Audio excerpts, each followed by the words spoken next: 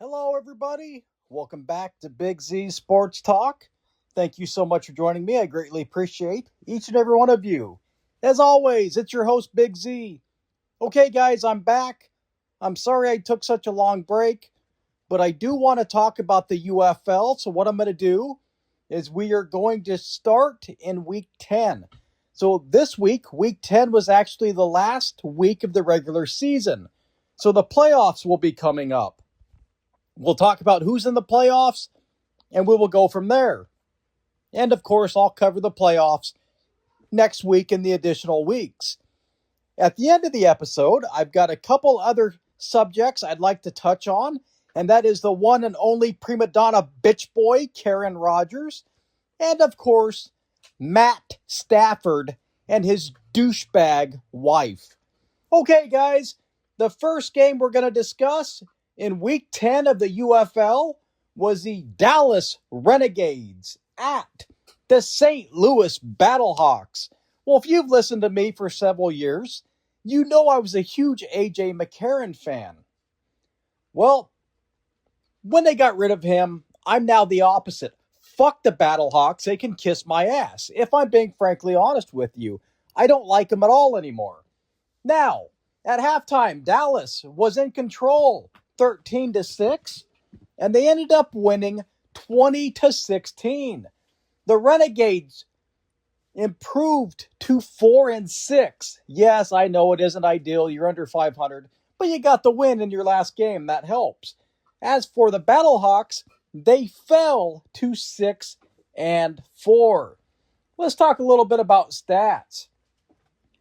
For the Battlehawks, they have the one and only quarterback I love to talk shit about that's not in the NFL, Mr. Average, loser Luis Perez. And he was 18 for 29, 272 yards, one touchdown, two picks. Rating is 75.6, pretty pathetic. Terrible performance by a pathetic quarterback. For the running backs, you had Kylan James, who had 6 carries for 40 yards, 6.7 yards a carry. All right, that'll work. And nobody else really did a damn thing on that team, as a running back at least. Wide receivers, Stephen McBride caught 4 of his 6 targets for 79 yards. Hakeem Butler caught 3 of his 8. So that's not good, but he did have 73 yards. And Frank Darby caught 3 of 4 for 50 yards. James Bostic caught 3 of 4 for 35 yards, but he did have the 1 touchdown, which is always important. All right, that's enough about those fucking losers. Next up, for the Renegades, Austin Reed had a big game. He was 15 for 26, 162 yards, 3 touchdowns, and no interceptions. That's a rating of 114.6, and that's him telling Mr. Average, that's how you do it, bitch. I love it. Okay, so let's go to the next guys. Running backs, we got Lorenzo Lingard, 15 carries, 30 yards, a pathetic 2 yards a carry. Tyler Vaughn, 1 carry, 23 yards. Well, yeah, it's obviously not a running back, and he's a receiver, but it'll work. Quarterback Austin Reed, 7 carries, 14 yards. Yep, that's pretty pathetic. That's about what you would expect out of a quarterback.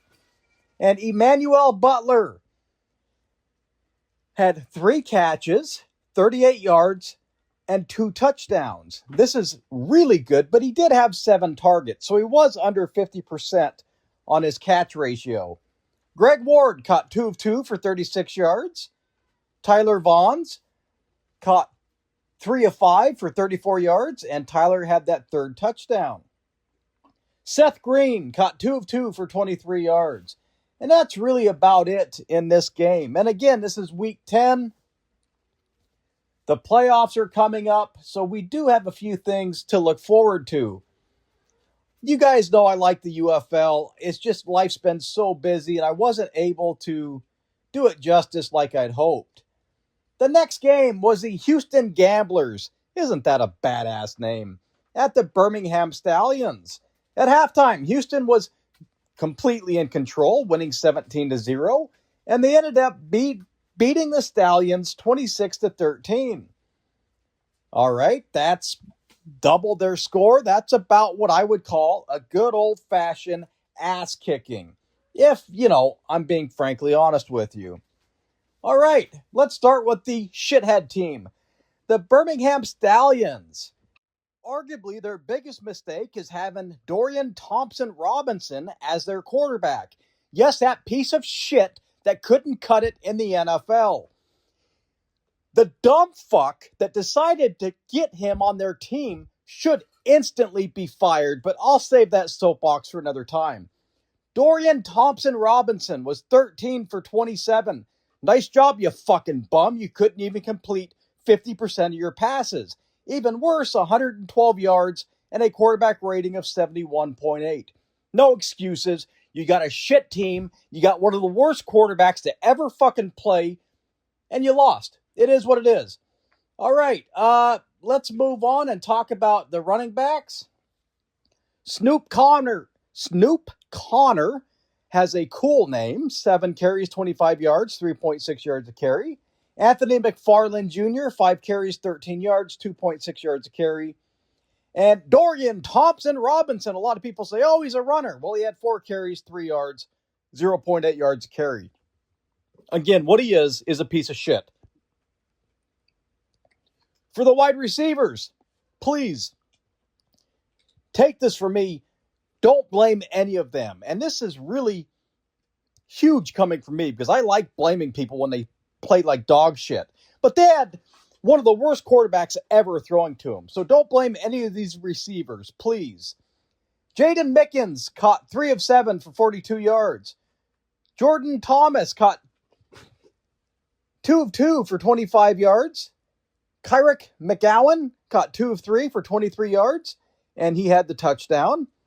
Deion Kane caught 2 of 2 for 9 yards. Tyrion Davis-Price caught 1 of 1 for 7 yards. And running back Snoop Connor caught 2 of 2 for a whopping 2 yards. For Birmingham, let me think of something else nice to say. You fucking suck. Oh, sorry, I couldn't do it. For the Gamblers, you don't have great quarterback play here. I'm not going to lie to you, but they still won. John Rise Plumlee was 11 for 23, 119 yards, no touchdowns, and 1 interception.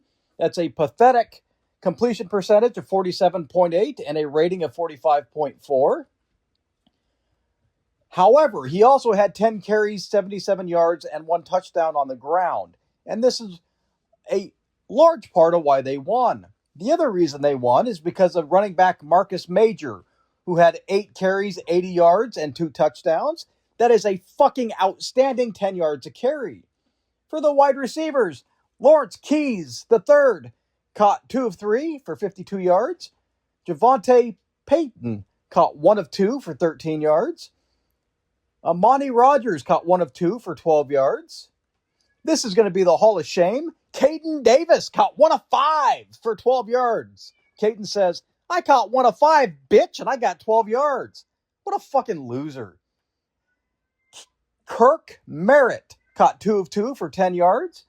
And I don't want to waste my time with any more of the receivers because they really didn't do a damn thing. But again, they don't have the greatest quarterback throwing to them. So once again, as I said with the Stallions, please don't blame the Gamblers, wide receivers, too hard because they don't have a pure quarterback or pure passer throwing to them.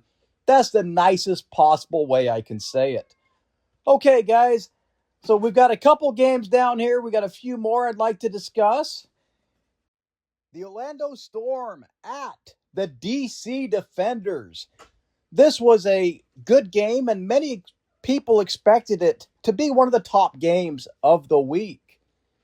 At halftime, it was fairly close. It was 10-9. The Defenders were actually down by 1, and this did not change much. The Storm ended up winning 29-23. The Orlando Storm were the top team in the UFL. They improved to 8-2. And the DC Defenders fell to 5-5. I should note, DC was a damn good team until Jordan Ta'amu got hurt. It was a serious injury. He's out for the year. And then they turned into a little bit of 57 Chevy, feeling something heavy, diarrhea mode. Let's start, speaking of diarrhea, let's start with the DC Defenders. Their quarterback. I went off about DTR earlier and how he's one of the worst. Well, their quarterback, Jason Bean, is also one of the worst. He's fucking disgraceful. Jason Bean was 13 for 28, 165 yards, 1 touchdown, 2 interceptions. It's a completion percentage of 46.4 and a rating of 47.5. Keep in mind this touchdown pass was late in the game when it was over. He is a good running back, though. 11 carries, 116 yards, and a solid 10.5 yards a carry for Mr. Bean. Running back, Deion Jackson, 6 carries, 38 yards, an impressive 6.3 yards a carry. And Abram Smith, 10 carries, 34 yards, 3.4 yards a carry. Not to be outdone, please forgive me if I completely destroy this name. Xavier Valade, 9 carries, 31 yards, and a rushing touchdown. Also 3.4 yards a carry. So as a team, the Defenders had 36 carries, 219 yards, 1 touchdown, and a very impressive 6.1 yards a carry. For the DC Defender wide receivers, Cornell Powell caught 5 of 10 for 70 yards. Briley Moore caught 3 of 3 for 45 yards.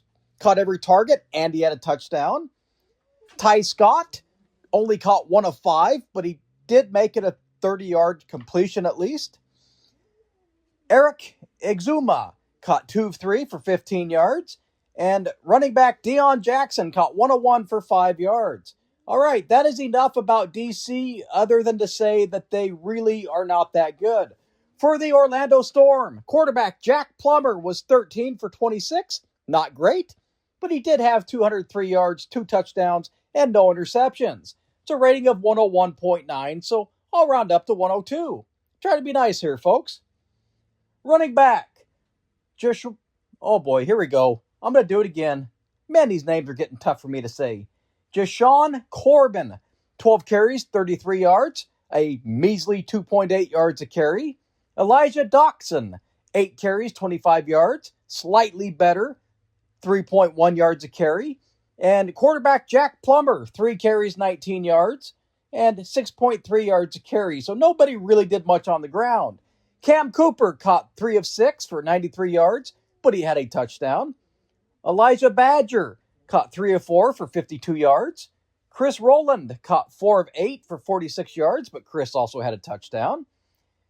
Steven Stilnos caught 1 of 2 for 13 yards, and that is about it. So that is the third game we wanted to discuss. The other game, the fourth game, is actually not over. It is still going as we speak. Last I looked, I believe it's at halftime, so let's see, get a quick update on the score. Okay, so it's the start of the third quarter, and the Louisville Kings are currently beating the Columbus Aviators 28-21. So this is a damn good game, and we will see who comes out on top. As a side note, I'm sure you're probably wondering, okay, what's the record? Well, let's let you guys know. The Louisville Kings are 5-4, and the Columbus Aviators are 3-6. Okay, there's the UFL. Again, I promise I will be back for the playoffs, and I will be continuing to do episodes.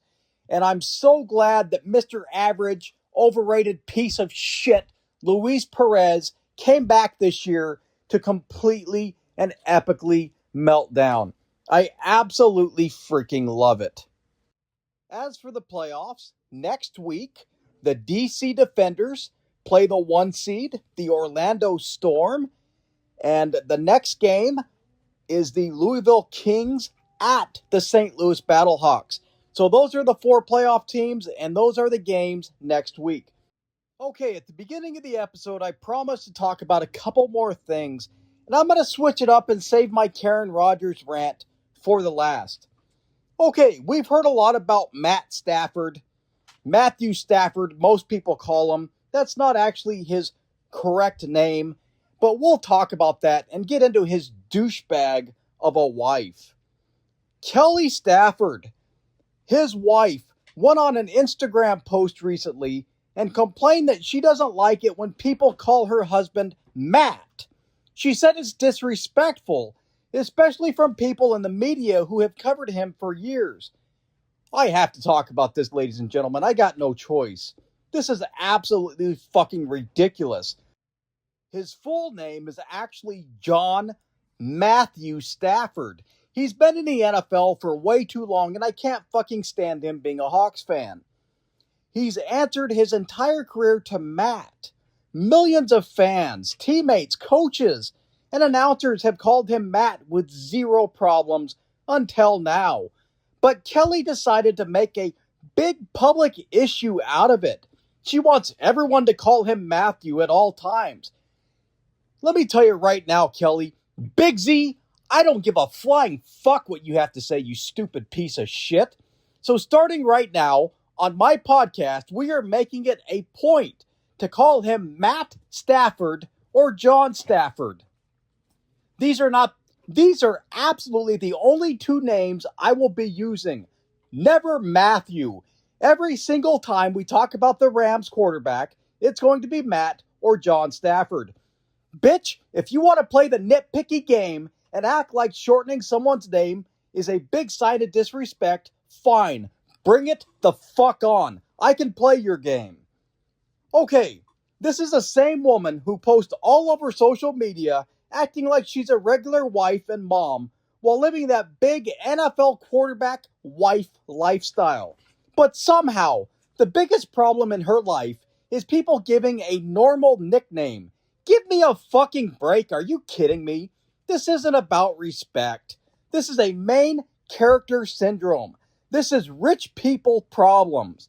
Normal people get their names shortened every single day. And life goes on. It's not a big deal.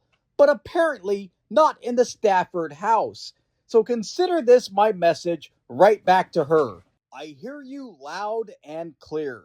On Big Z Sports Talk, it's Matt Stafford or John from here on out. Just so there's no mix-up, of course. That's how it's going to be. If you don't like it, Kelly, that's too fucking bad. I'm not changing it. That's all I got on this topic. Let's move to the next one. Okay, Karen fucking Rogers, the one and only prima donna little bitch. Last episode, I told you all Karen was holding out for a bigger contract, essentially. He was holding the NFL hostage once again with the same bullshit he's done every single year. Retirement talk, darkness retreats, I need to find myself, dragging everybody along with the whole NFL fan base, the organization, the Steelers, everybody, dragging everybody into his bullshit. Well, guess what? Shocker, Karen has officially re-signed. Not like I called that one, did I, folks? I knew for a fact that bitch would be back. Karen signed a one-year deal with the Pittsburgh Steelers, $22.5 million guaranteed, and up to $25 million with incentives. And then he comes out and says, yep, this is my final season. Of course it is, Karen. You've been retiring for the last 5 fucking years. You were never actually walking away. What you were doing is you were just taking your sweet ass time, squeezing every last dollar and headline out of the situation like the prima donna little bitch that you are. Big Z, I have no issue calling it exactly how it is. Everybody with half a brain knew this drama queen wasn't done yet. He was simply taking his time. He loves making the whole league wait on him while he plays his little games. Now he's back in Pittsburgh with Mike McCarthy for one last ride, according to him, or whatever the hell he wants to call it this week. On this show, I have zero respect for that. I call him as he is, Karen Rogers, because that entitled, picky little bitch is always talking and making everything about himself. You signed the paper, Karen. Now shut the fuck up and go play football. Or don't. We've all seen this movie before. I don't give a fuck about your annual soap opera. Either ball out or go home. But stop holding everybody hostage every single off season. All right, guys, there it is. I hope I didn't go on too many rants.